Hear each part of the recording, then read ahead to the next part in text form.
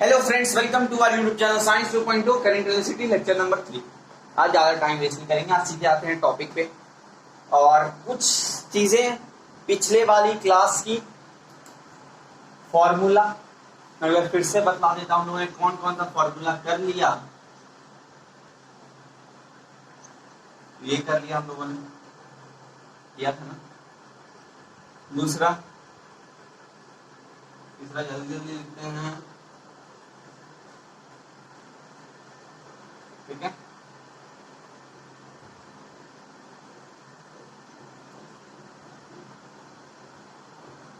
I equals to Q T और I equals to Q by T. Yes, यही सारे formula उन्होंने दिया आज की क्लास में। अच्छा, पिछले वीडियो में मतलब लेक्चर नंबर 2 की मैं बात कर रहा हूँ, उसमें मैंने प्रॉमिस किया था कि डीपीपी आपको मिल जाएगा, मगर डीपीपी मैं दे नहीं पाया। हुआ यूं दरअसल कि मैंने डीपीपी बना के रखा, बस उसे अपलोड करने टाइम डालना भूल गया। बाद में मुझे जब मैंने वीडियो देखा तब मुझे पता चला अच्छा डीपीपी भी मैंने बोला है और दूसरे देना भी था। तो उसके लिए मैं इस वीडियो में 2 डीपीपी दे दूंगा, उसके लिए मैं माफी चाहता हूं आप सभी से, ठीक है। तो डरने की कोई बात नहीं है, ये आज वाले डीपीपी में आपको सब मिल जाएगा, ठीक है। तो आज हम करने क्या वाले हैं, सवाल नंबर 1। तो भैया आज हम लोग ये रिलेशन डिराइव करने वाले हैं।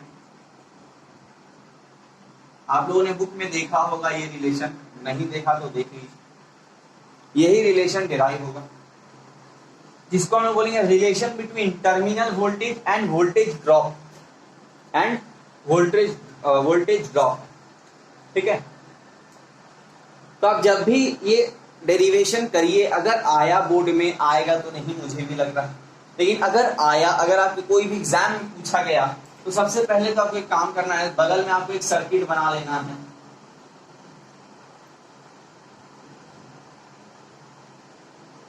ठीक है।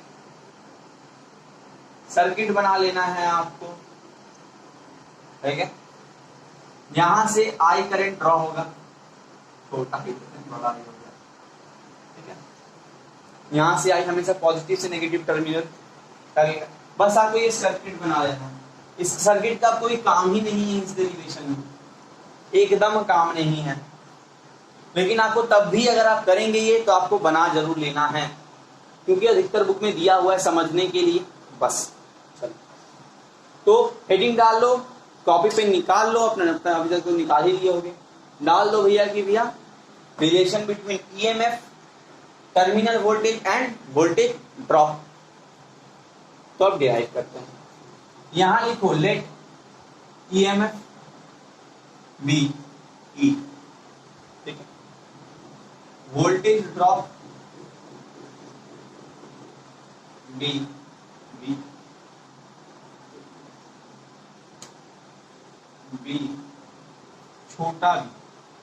छोटा बी को आप ऐसे डिनोट करना ताकि आप लोगों को डिफरेंस पता चले, क्योंकि सब बी देखने में एक ही तरह की होती है, सब आपको पता नहीं लगेगा। और क्या बचा है, टर्मिनल वोल्टेज,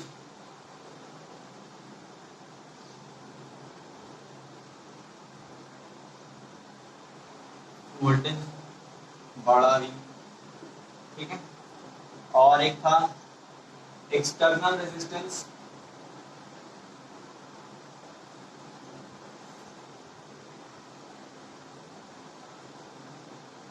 इसे डिनोट कर लो आर। और एक्सटर्नल रेजिस्टेंस, इंटरनल रेजिस्टेंस बचाओ, इंटरनल रेजिस्टेंस छोटा, एक मिनट, क्या बचेगा भाई, छोटा आर ले लो इसे। एंड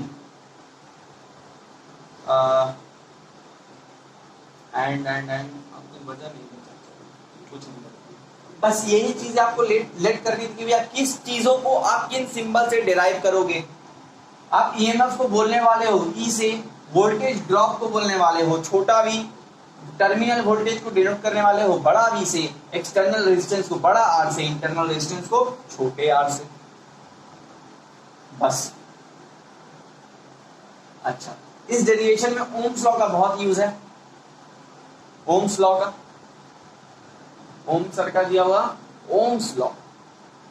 तो ओम्स लॉ क्या कहता है, आई क्या आएगा V बाई R। अच्छा लोग V की जगह हम लोग V की जगह E बोल सकते हैं।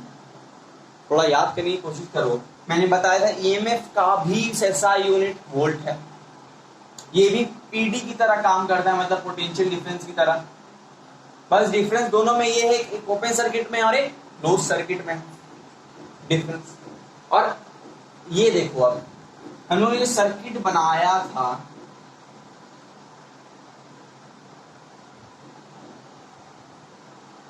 ठीक है, उसके हिसाब से ये कहां करंट आई फ्लो हो रहा है। मतलब ये पूरा रेजिस्टेंस का तो भैया वी आर बतला रहा है, पूरा रेजिस्टेंस, पूरा मतलब सर्किट का वी आर बतला रहा है, सॉरी पूरा सर्किट का तो भैया ये वी बतला रहा है और आर बतला रहा है। तो पूरा सर्किट का तो हम लोगों ने वी आर, हम लोगों को पता है एक ई होता है, और पूरा सर्किट का जो रेजिस्टेंस होने वाला है वो होगा R plus R, external plus internal resistance. अब इसे आप क्रॉस मल्टीप्लाई करो,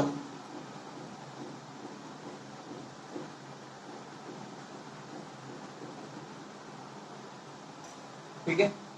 आपको ये रिलेशन भी अपने नोट कर लेना है, ये रिलेशन पूछता है आपसे कभी कभार, ठीक है। ये रिलेशन नोट करें, फिर I equals to I E by R plus R.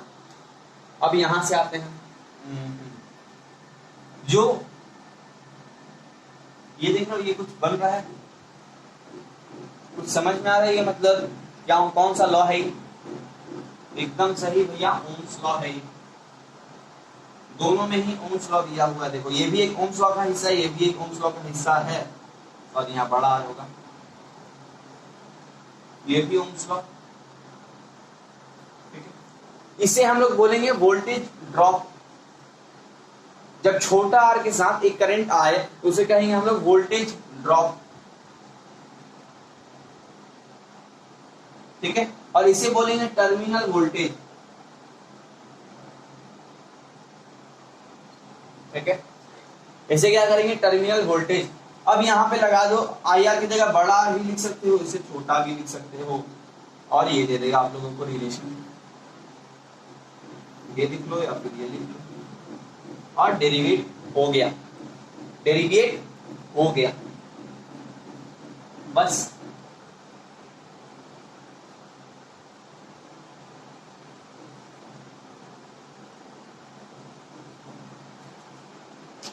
अब आते हैं रेजिस्टिविटी और कंडक्टिविटी के ऊपर। भैया रेजिस्टिविटी किसे बोलते हैं, कंडक्टिविटी किसे बोलते हैं? हम लोगों ने रेजिस्टेंस और कंडक्टेंस पढ़ लिया था। रेजिस्टेंस क्या था, उसका यूनिट ओम, उसका ओम मोह है ना। तो दोनों का ही रेसिप्रोकल। कंडक्टेंस क्या है, रेसिप्रोकल ऑफ रेजिस्टेंस। और रेजिस्टेंस का हम लोगों ने डेफिनेशन पढ़ाया था, जो ऑब्स्ट्रक्शन होता है वही, मैं डेफिनेशन रिपीट नहीं करूंगा।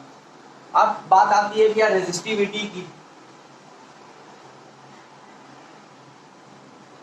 आप यहाँ फॉर्मूला ये लिखेंगे हम लोग रेजिस्टिविटी का। तो देखो हम लोगों ने रेजिस्टिविटी का डेफिनेशन लिख दिया। The resistivity of a conductor is the resistance of a conductor unit length of unit length and unit area of the cross section, ठीक है ना। वन रेजिस्टिविटी को ये डिफाइन किया हुआ है कि resistivity of a conductor is the resistance of the conductor of unit length and unit area of cross section. Resistivity of a conductor is the resistance of the conductor. Resistivity of the conductor उस को बोलते हैं जिस is the resistance of the conductor. क्या है वो, resistance of the conductor of unit length, unit मतलब एक unit length, and unit area cross section. अब फॉर्मूला देखोगे और बढ़िया से और बढ़िया समझ पाओगे, ठीक है। फॉर्मूला पे आते हैं। ये रेजिस्टिविटी तो पहले जान लो किस पे डिपेंड करता है। पहला नेचर ऑफ मटेरियल, दूसरा लेंथ, तीसरा एरिया क्रॉस सेक्शन,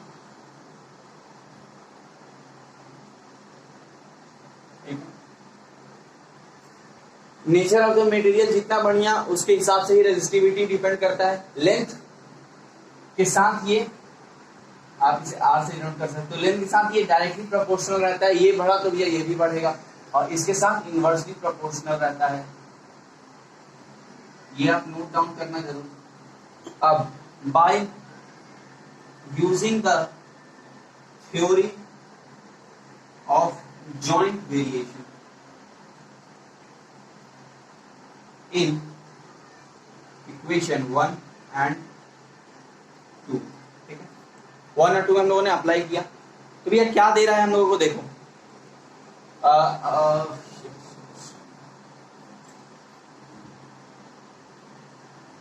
ठीक है, यही देगा हम लोगों को। और कांस्टेंट हटाने के लिए एक प्रोपोर्शनलिटी लगाते, एक कांस्टेंट लगाते हैं जिसको हम लोग इसके लिए, स्पेशली इसके लिए हम लोग ऐसे डिनोट करते हैं P की तरह, और ये हो जाएगा I बाई R। तो P क्या हो जाएगा, R, एक मिनट, I बाई A है ना, सॉरी,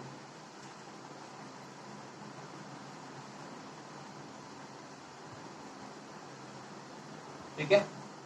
P क्या आएगा, R A by I, R A by I. ये आप लोगों को फॉर्मूला आई, बस ये रिलेशन याद रखना, उस रिलेशन को छोड़ दो, इससे पूछता भी नहीं, आप ऐसे ही रख दो कि आ जाएगा, इसे ध्यान ही मत दो कि ये कुछ है, यहीं से डिराइव कर देना तो भी आएगा, बस फॉर्मूला हो गया। अब इसी से आप उस फॉर्मूला पे जाओ और देखो भैया मैच कर रहा है कि नहीं, देखना, उसी को रेजिस्टिविटी डिफाइन कर दिया। ठीक है, अब कंडक्टिविटी, तो conductivity is the reciprocal of resistivity, बस यही दिमाग में डाल लो। ठीक है, एसआई यूनिट क्या होता है भाई, एसआई यूनिट ऑफ रेजिस्टिविटी क्या होता है, ओम मीटर, ओम मीटर। और SI unit of conductivity is पर ओम पर मीटर, मतलब सबका रेसिप्रोकल। ठीक है, डरने की कोई बात नहीं है। चल, अब रेजिस्टेंस का हम लोग डिराइव तो भैया बाद में करेंगे, मतलब सम्स बाद में करेंगे, पहले डेरिवेशन देखते हैं। हम लोगों के पास दो टाइप का सर्किट दे सकता है हम लोगों को, मतलब रेजिस्टेंस पे आ रहे हैं हम लोगों को दो टाइप का सर्किट देता है प्रॉब्लम में। अब आप लोग को बोलता है कि उसका इक्विवेलेंट रेजिस्टेंस फाइंड करने, पहला को बोलते हैं सीरीज और दूसरा को बोलते हैं पैरेलल। आप लोगों को बोलेगा इन दोनों का इक्विवेलेंट रेजिस्टेंस बतलाने, पहले तो फॉर्मूला लिख दो आर एस, इसे हम लोग डिराइव भी करेंगे अभी।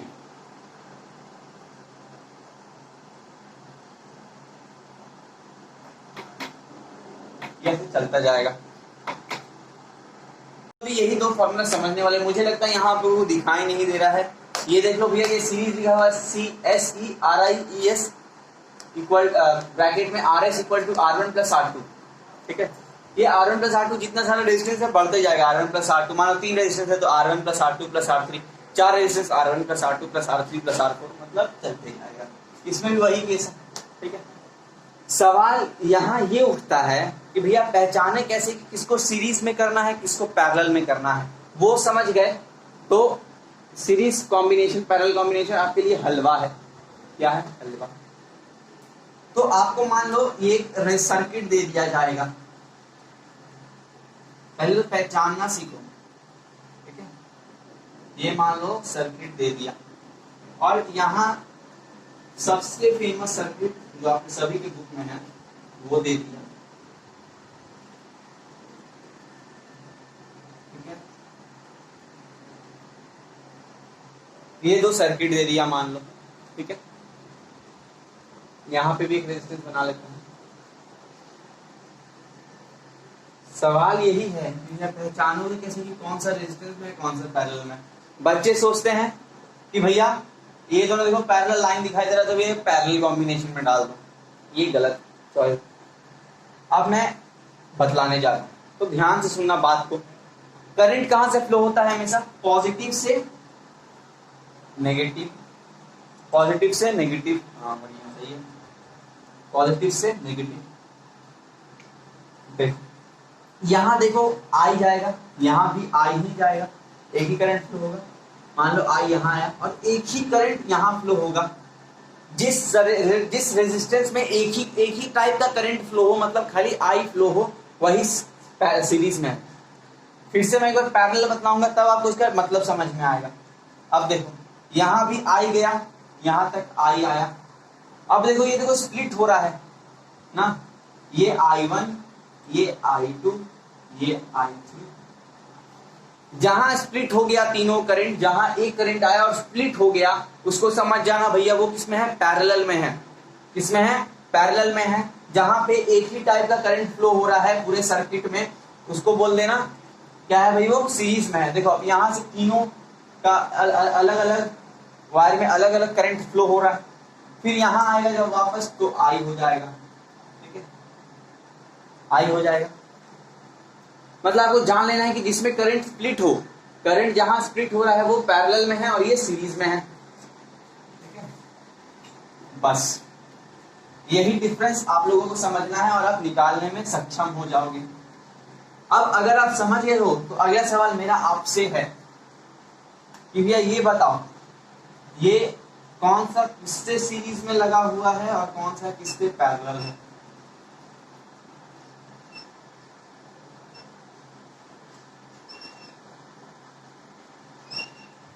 ये सर्किट मान लो दे दिया, ठीक है, करंट यहां से फ्लो हो रहा है, यहां आया आई, स्प्लिट हो गया I1, I2, I3, यहां आएगा पूरा आई इकट्ठा। बताओ इसको आप कैसे सॉल्व करोगे, सोच लो। और चलो अब मैं बताता हूं।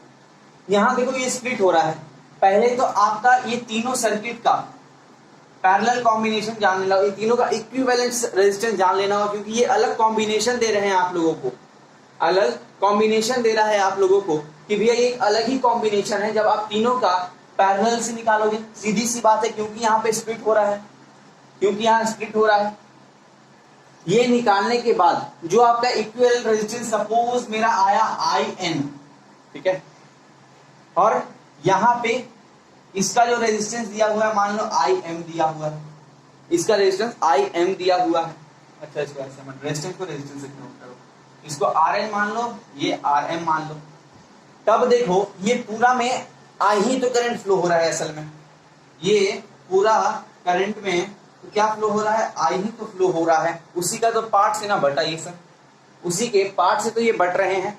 मतलब पूरा सर्किट, इसमें भी तो पूरा आई ही करंट फ्लो हो रहा है, उसमें भी आई ही करंट फ्लो हो रहा है, यानी इस पूरे के साथ ये किसमें है, सीरीज में है।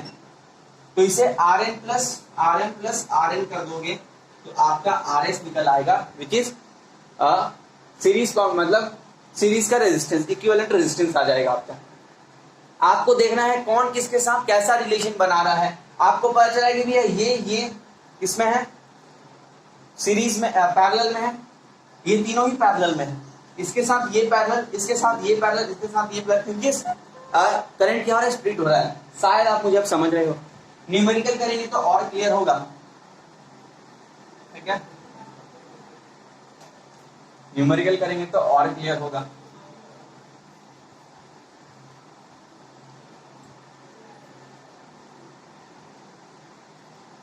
अब आते हैं न्यूमेरिकल में,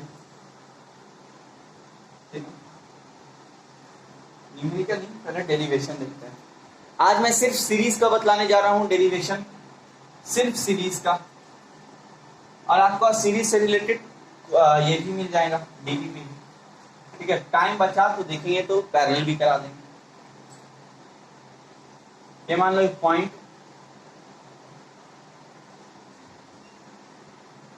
ए बी, ए डी समझो, यहां तक बी, यहां तक सी और यहां से सी। एक और पॉइंट लो, ये भी पूछेगा नहीं आपसे डेरिवेशन से, मैं आपको ये क्लियर करने के लिए बतला रहा हूं।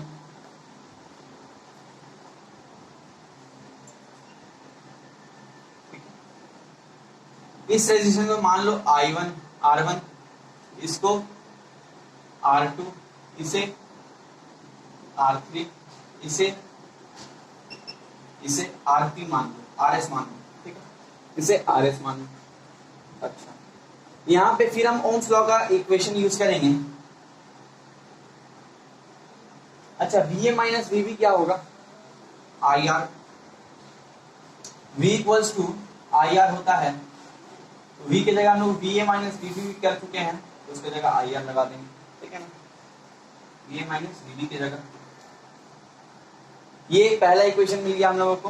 हम लोगों ने यहां से यहां तक का पोटेंशियल डिफरेंस देख लिया। अब B से C का देखते हैं। यहां डाल दो A टू B, अब यहां डाल लो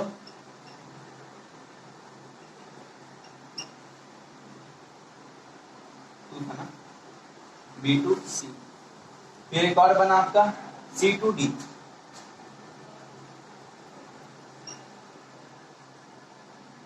ये हो जाएगा आपका C टू D। मैं आपको 3 रेजिस्टेंस का प्रूफ करके दिखलाऊंगा, ठीक है। और अब ये रब करते हैं, ठीक है,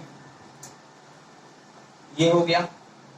अब इस सर्किट पे आते हैं। पहले तो लोग दूसरे वाले सर्किट का काम किया था, पहला वाला। अब इस सर्किट पे देखो, VA से D का क्या होगा, ये क्या होने वाला है RS, यही ना होगा, दोनों का डिफरेंस RS। दूसरे वाले सर्किट का भी काम हो गया। अब इसे भी रब करते हैं। अब एक स्टेटमेंट लिखो, बाय एडिंग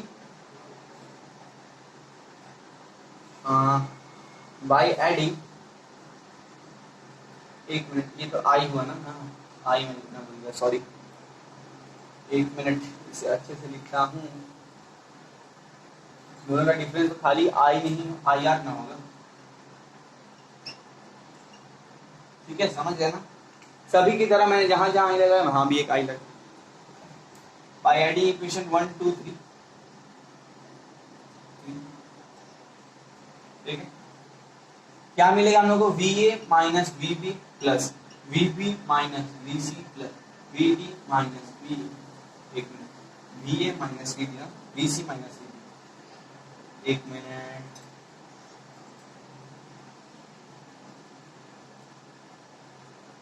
हाँ ठीक है, VC minus VC minus VD, आई कॉमन गया, R1 plus R2 plus R3। अच्छा देखो, हम लोगों ने एडिंग करके ये मिला। अब देखो यहाँ कुछ कैंसिल होता हुआ मुझे दिखाई दे रहा है, कैंसिल कर दो, और VA माइनस VD बच जाएगा I R1 plus R2 plus R3। अब ये कुछ सिमिलर दिखाई दे रहा है इसकी तरह एकदम। VA माइनस D की जगह IR है, तो इसके जगह IR लिख दो, IRS, ठीक है।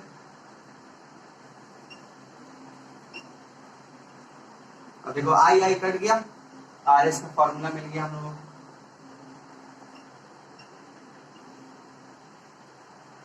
ये हो गया प्रूफ, आंसर जा रहा।